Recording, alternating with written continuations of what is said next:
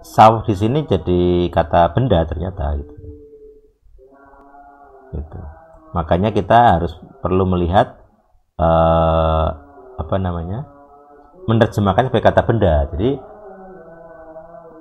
lasam jadi artinya adalah kepada suatu kata benda, suatu reruntuhan gitu. Suatu kesia-siaan. Jadi kata benda, tidak boleh kata kerja. Lasamnya berarti kepada kekosongan, kepada keruntuhan, kepada kesia-siaan. Jadi kata verbnya dikasih ke an jadi kata benda, kira-kira begitu. Kalau tidak ada kata benda langsung ya. Dalam makna adalah destroyed, hancur, empty. Empty ini empty bukan empty sama sekali kosong, tapi dalam makna kehancuran. Empty itu dalam makna kehancuran. Makanya di dalam KJV diterjemahkan sebagai desolate, vain, vanity, false, lying, lies. Jadi kebohongan bisa, kesalahan bisa, kekosongan bisa. Badai gitu. Kerusakan, desolating, desolation, destruction, desolate, destroy, strong, business. Jadi businessnya malah nyampah. Ya, business. Jadi jangan sampai mengucapkan nama Tuhan menjadi sampah. Nah, itu lebih beberapa contoh, misalnya dikit-dikit Yahweh itu malah menjadi sampah. Ya, ada yang masuk, bentar saya buka dulu cahaya. Oke.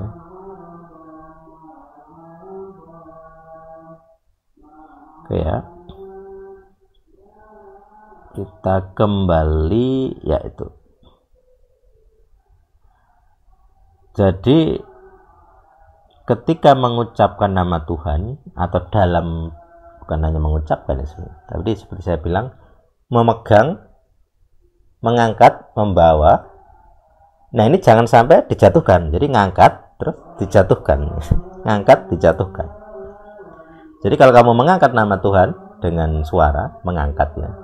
Jadi misalnya kadang ada beberapa lagu, ayo angkat suaramu. Nah ini memuji Tuhan, mengangkat suara. Nah itu sebenarnya mirip-mirip itu ya. Angkatlah suaramu kepada Tuhan. Itu dari makna Ibrani itu.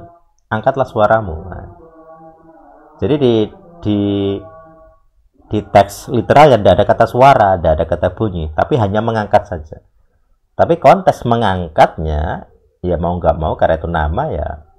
Nama kan tidak bisa nama kan abstrak ya. Kalau ditulis kan tulisan nama, bukan nama itu sendiri.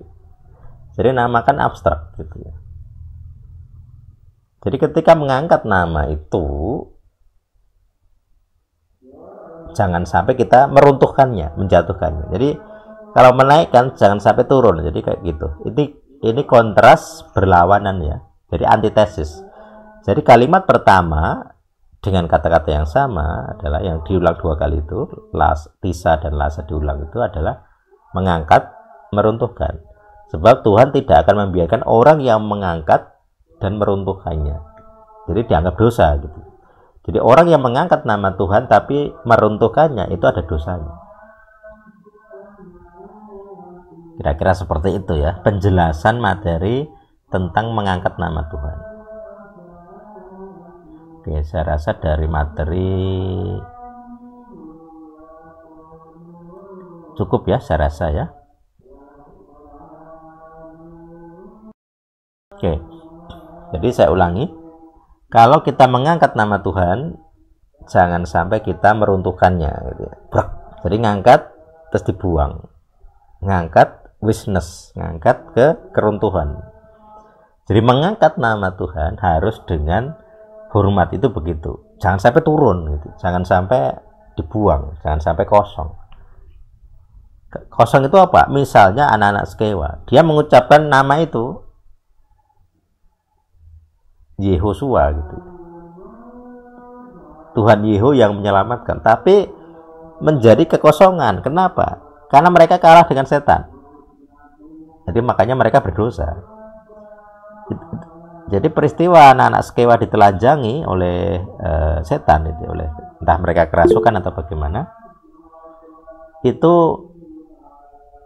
terbukti di situ gitu. Jadi mereka mengucapkan nama Ibrani atau nama Aram, nama originalnya, tapi memalukan gitu.